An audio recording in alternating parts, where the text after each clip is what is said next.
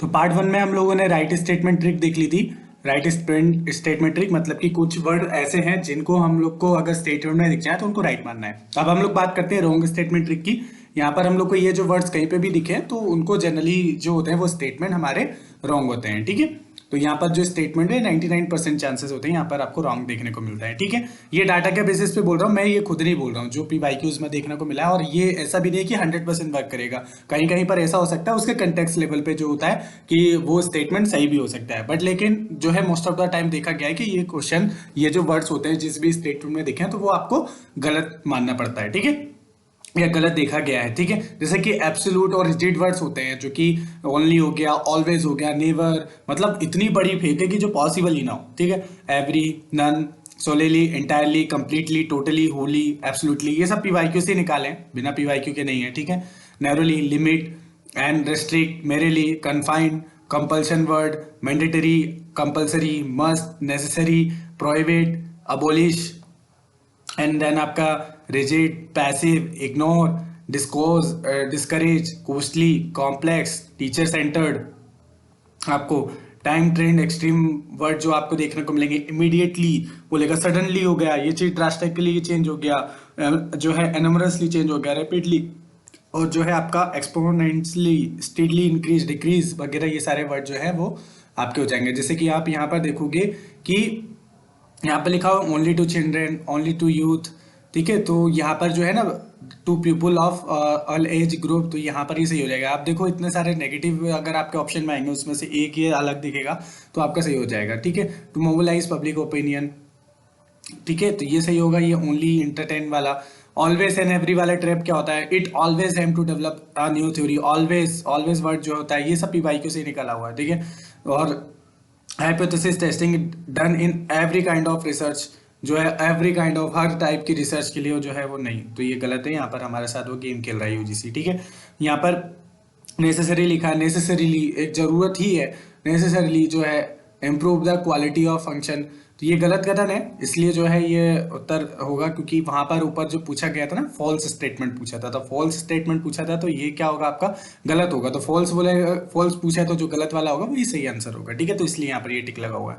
Rigid और passive trap में जैसे देखें तो रिजिड हो गया आपका, ठीक है। फ्लेक्सिबिलिटी की बात कर रहा था तो ये पॉजिटिव होता है, लेकिन जो है रिजिड वर्ड है वहां पर, यानी कि वो यहाँ पर ये वर्ड देखो तो इस स्टेटमेंट को हम लोग को जनरली क्या होता है कि गलत मानना होता है, ठीक है। जनरली बात कर रहा हूँ यहाँ पर मैं, ये हार्ड एंड सॉफ्ट रूल नहीं बता रहा हूँ कि इसको आंखें बंद करके करना। सबसे पहले क्या होता है कि इन ट्रिक्स को तभी फॉलो करना होता है जब आपका नॉलेज जो है वर्क ना करे, ठीक है। नॉलेज के बाद फिर लगाना है आपको common sense, knowledge common sense नहीं लगे तो फिर उसके बाद लगाना है फिर आपको ये ट्रिक, ठीक है। ऐसा नहीं है कि आंख बंद करके जाके इन ट्रिक को कर लेना। Knowledge is supreme, supreme knowledge का कोई सब्स्टिट्यूट नहीं है, ठीक है।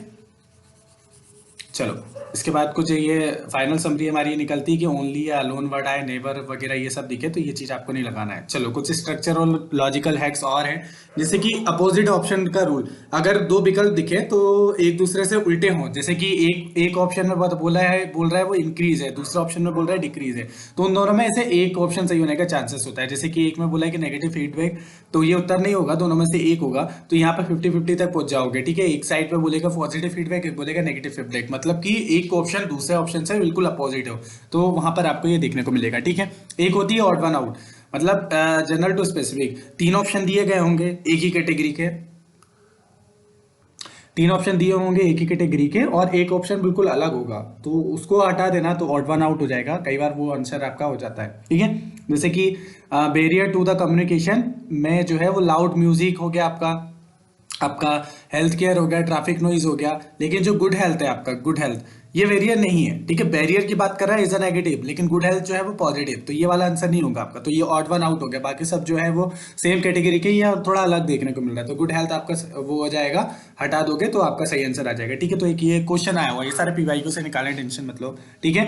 टू डिटेल और टू सिंपल, ये डेफिनेशन में कई बार स्वैप कर देता है कि किसी गहरे कंसेप्ट हो या केस स्टडी के सवाल हो जिसमें जो ऑप्शन है वो बहुत हल्का होता है और शेलो होता है, शेलो बात करता है, तो वो गलत होने के चांसेस होते हैं। जैसे कि what is a case study method in a very simplified is a shallow manner, ठीक है। ये शेलो मैनर बहुत जो है छोटी बात कर दे रहा है, but through through the detail analysis वगैरह होती है केस स्टडी में। आपने देखा होगा एग्जाम्पल और केस स्टडी में डिफरेंस ही होता है, एग्जाम्पल छोटा होता है लेकिन केस स्टडी बड़ी होती है। केस स्टडी बड़ी होती है तो क्योंकि उसमें बहुत डिटेल रिसर्च वगैरह होती है, तो ये थोड़ा सा कॉमन सेंस भी है, तो उससे आप लोग कर सकते हो। और स्वाइप ट्रैप, ये आपका, आप ये कह सकते हो कि 95% से ज़्यादा ये वर्क करती है। आपकी डेफिनेशन स्वैप कर देगा, आपका डाटा गलत कर देगा, डाटा किसी का डाटा किसी और में डाल देगा, ठीक है। तो ये सारी चीज़ें जो है ना, स्वैपिंग वर्ड जो है वो बहुत खेलता है, ठीक है।